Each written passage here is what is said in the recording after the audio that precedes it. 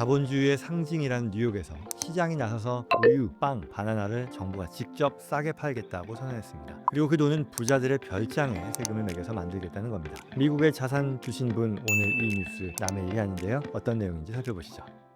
영주권만 받으면 한국 증여세 정말 안 내도 될까요? 한국 계좌 몇 년째 신고 못했는데 지금 시작해도 늦지 않았을까요? 이런 질문 한 자리에서 정리해드립니다. 미국과 한국에 걸친 자산 문제, 세무는 세무대로, 이민은 이민대로, 투자는 투자대로 알아보려니 전체 그림이 잘 안 그려지시죠? 8월 22일 토요일 서울에서 저와 JC1의 전문가들이 2026 Tax and Financial Planning 하반기 세미나를 엽니다. 이번엔 규모부터 다릅니다. 오전 10시부터 오후 4시까지 하루 동안 4개의 메인 세션과 2개의 특별 세션, 해외 금융자산 자진신고, 크로스보더 텍스 플래닝, 미국의 절세 투자, 한국인의 미국 자산 관리, 그리고 이민 변호사와 재정 계획 전문가의 특별 세션까지 원스톱으로 정리드립니다. 좌석이 한정되어 있어서요. 사전 등록 순으로 마감됩니다. 자세한 내용은 영상 아래 고정 댓글의 링크를 꼭 확인해 주세요. 8월 22일 토요일 서울에서 뵙겠습니다. 올해 초 뉴욕 시장에 취임한 조란 맘다니 시장이 있죠. 최근 두 가지 정책을 밀어붙이고 있습니다. 하나는 공공식료품점 (Public Grocery Store)이고요. 다른 하나는 별장세라고 하는 특별 세금입니다. 공공식료품점은 뉴욕시가요 임대료, 재산세를 면제해주고 손실분은 시가 보조금으로 메꾸는 대신 필수 식료품을 시세보다 싸게 파는 매장을 말합니다. 지난 4월 맨하튼 이스트 할렘 라 마르케타 자리가 첫 부지로 지정이 되었고요. 5개 자치구에 하나씩 2007년부터 2009년에 걸쳐서 순차적으로 오픈할 계획이라고 하네요. 두 번째로 별장세는요. 5월 익세큐티브 버짓에 포함된 안입니다. 뉴욕시 안에 있는 초고가 비거주 주택, 그러니까 세컨홈처럼 잠깐씩만 쓰는 별장에 추가 재산세를 매겨서 연 약 5억 불 정도의 세수를 확보하겠다는 그런 얘기입니다. 그 돈으로 이제 앞서 얘기했던 공공식료품점과 같은 정책을 굴리겠다는 게 큰 그림입니다. 요즘 미국 정치권에서요 가장 뜨거운 단어 중에 하나가 affordability라고 하는 용어인데요. 말하자면 뭐 감당할 수 있는 생활비라는 뜻 정도 될 텐데 이걸 놓고 민주, 공화 양 진영이요 정면으로 붙고 있습니다. 민주당의 특히 이 진보 진영은 시장에만 맡겨서는 답이 없다. 정부가 가격을 통제하고 부유층에 대한 증세를 통해서 결국 서민의 삶을 보전해야 된다라는 그런 입장인 거죠. 이에 반해 트럼프 행정부와 공화당은 가격 통제라는 것은 결국 공산주의식 배급줄로 끝난다. 규제 완화 그리고 일자리 창출이 답이다라는 그런 입장인 거죠. 전통적인 차이라고 할 수 있을 텐데요. 오는 11월 중간 선거 결과에 따라 앞으로 미국의 세제와 자산 규제 방향이 완전히 달라질 것이다라는 그런 얘기가 나오는 거죠. 자, 이와 같은 두 진영의 논리를 어떻게 봐야 하나일 텐데요. 사실 100년 넘게 오랜 기간 동안 경제학자들이 싸워온 주제이고요. 어느 한쪽이 무조건 옳다고 단정할 수는 없는 거겠죠. 양쪽의 논리를 한번 짚어볼까요? 우선 정부의 개입을 지지하는 쪽의 논리를 보자면 첫째, 지금 사실 미국 식료품 시장은요. 여러 초대형 유통 시장이죠. 크로거, 월마트, 커스코와 같은 초대형 유통의 과점 상태잖아요. 그래서 이 말은 자유시장의 맞기라는 말이 시장이 경쟁적일 때 경쟁에 따른 어떤 효율이 유지될 때 성립하는 건데 지금은 아니라는 그런 얘기인 거죠. 자, 그리고 이러한 주장의 두 번째 이유는요. 뉴욕의 예를 들어 저소득 지역에는 이미 민간 마트가 들어가지 않는 식품 사막이죠. 푸드 데저트가 많다라는 거죠. 그러니 이러한 상황에서 시장이 채우지 못하는 걸 공공이 메꾸는 것은 마치 미국의 우체국 시스템 그리고 공공도서관과 같은 그런 시스템처럼 당연히 필요한 건 아니겠냐라는 그런 논리라는 거죠. 그리고 이 논리의 세 번째 얘기는요. 프랑스, 스위스, 캐나다는요. 정부의 개입, 특히 이 필수 식료품에 대해서는요. 오래전부터 개입해 왔다라는 것이고 그로 인해 일반 식료품점의 매대가 텅 비지 않았다라는 것을 하나의 사례로 든다라고 합니다. 자, 그러면 반대쪽 입장을 또 볼까요? 시장 자율에 대한 믿음이겠죠. 이쪽 논리도 굉장히 강합니다. 첫 번째는요. 가격을 인위적으로 누르면 결국은 어떻게 되나요? 공급이 위축되는 거잖아요. 예를 들어 1970년대 미국의 유가 통제 때요. 주유소의 줄 상상할 수 있죠.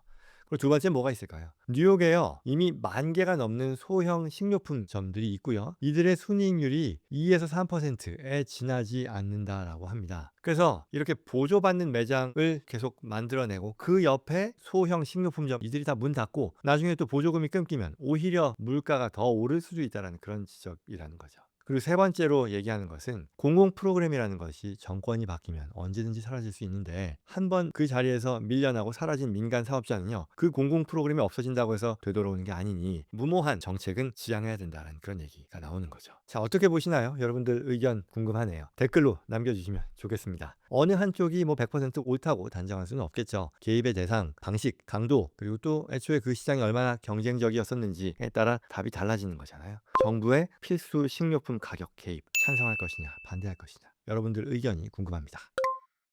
자, 이제 두 번째로요. 별장세에 대한 얘기인데요. 앞서 얘기한 것처럼 초고가 세컨홈이죠. 별장에 대해서 추가의 재산세를 부과해서 이에 대한 재원을 마련하겠다라는 건데요.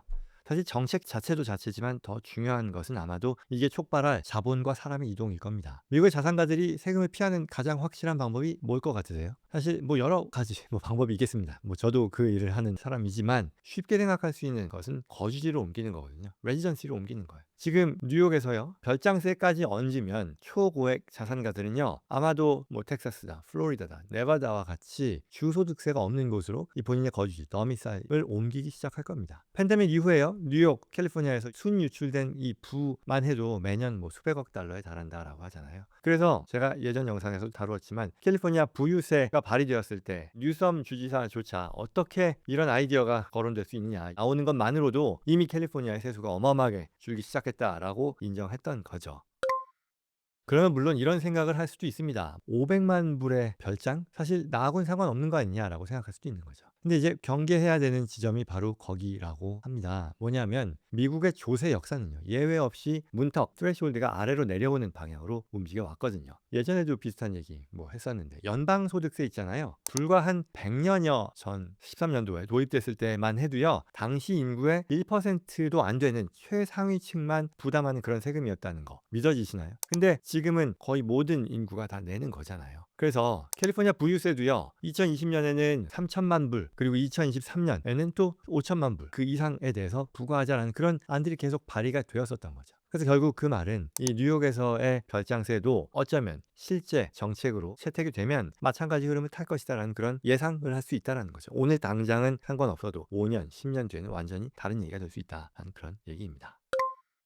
자, 오늘 두 정책이요. 뉴욕 지역의 로컬 이슈처럼 보이지만 그 뒤에는 훨씬 더 큰 질문이 있다는 거죠. 미국이 앞으로 어느 방향으로 갈 것인가 하는 그런 질문일 겁니다. 사실 지난 수십 년간 미국 경제의 기본 전제는 자본주의, 작은 정부, 시장 자율이었었죠. 정부의 개입이라는 것도 큰 그림 하에서 필요에 따라 이루어졌다라고 볼 수 있는데 이게 코로나 이후에 물가, 임대료, 의료비 감당 안 되고요. 또 그런 작은 정부, 시장 자율이라고 하는 전제 자체를 의심하는 목소리가 커지는 것도 사실입니다. 따라서 이런 배경에서 나온 뉴욕의 실험이 결국 캘리포니아다, 일리노이다, 매사추세츠다, 기타 주들로 옮겨갈 가능성이 크고요. 또 다른 한편으로는 텍사스, 플로리다와 같은 곳은 또 정반대로 가지 않을까 예상이 됩니다. 미국이 하나의 방향이 아니라 두 개의 미국으로 갈라져 가고 있다는 걸 보여준 뉴스라고 한다면 그게 또 과한 얘기일까요? 글쎄요. 여러분 어떤 방향으로 앞으로 갈 거라고 보시는지 의견 궁금합니다. 여러분들의 자산과 삶에 당연히 큰 영향을 미치겠죠. 댓글로 의견 나눠주시면 다른 분들과 한번 얘기할 수 있지 않을까 생각합니다.